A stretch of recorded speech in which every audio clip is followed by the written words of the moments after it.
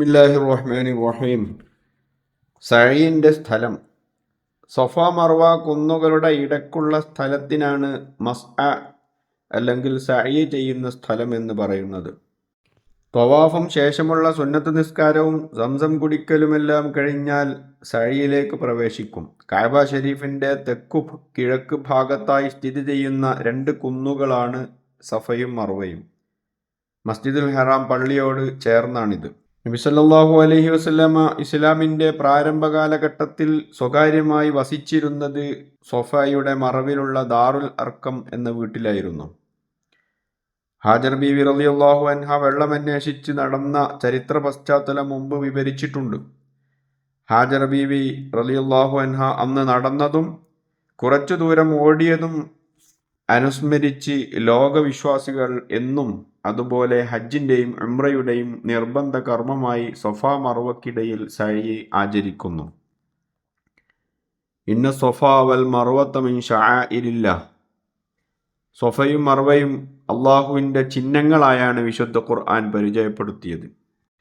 സൊഫ മർവ കുന്നുകൾക്കിടയിൽ ഏകദേശം 395 മീറ്റർ ദൂരമുണ്ട്.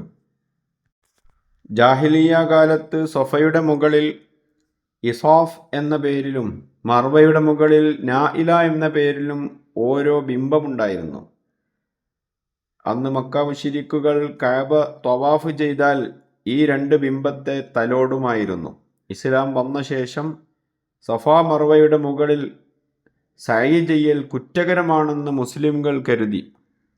അവിശ്വാസികളോട് സാമ്യമാകുമോ എന്ന ഭയം കൊണ്ടായിരുന്നു ഇത്. അപ്പോൾ നബി സല്ലല്ലാഹു അലൈഹി വസല്ലമ അള്ളാഹുവിൻ്റെ നിർദ്ദേശം കേൾപ്പിച്ചു കൊടുത്തതാണ്.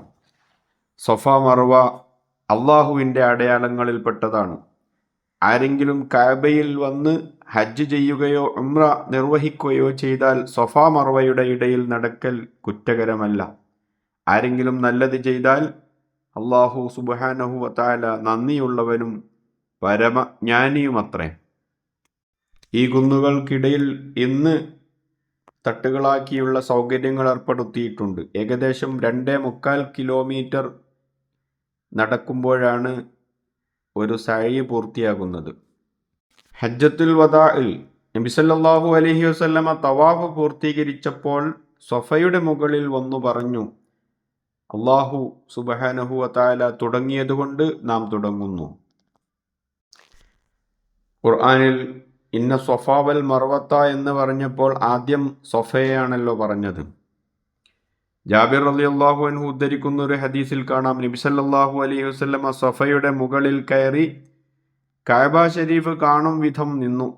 പിന്നീട് 3 പ്രാവശ്യം ലാ ഇലാഹ ഇല്ലല്ലാഹു വഹ്ദഹു ലാ ശരീക ലഹു എന്നുള്ള ദിക്ർ ചൊല്ലുകയും തക്ബീറും തഹ്മീദും ചൊല്ലുകയും കുറെ നേരം അവിടുന്ന് ദുആ ചെയ്യുകയും ചെയ്തു.